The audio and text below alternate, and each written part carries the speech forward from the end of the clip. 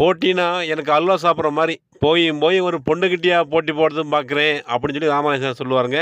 அந்த காட்சியும் இங்க தான் எடுத்திருப்பாங்க. போட்டினா எனக்கு அல்வா சாப்பிடுற மாதிரி. போயும் போயும் ஒரு பொண்ணுகிட்டயா போட்டி.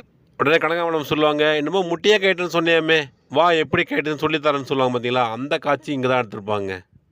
என்னமோ முட்டியை கழட்டுவேன்னு சொன்னியாமே, வா எப்படி கழட்டுறதுன்னு சொல்லி தரேன். இந்த வீடியோவை பார்க்கக்கூடிய நீங்க யாராவது இந்த இடத்த பார்க்கணுன்னா, எந்த உங்களுக்கு கவலையும் வேணாங்க.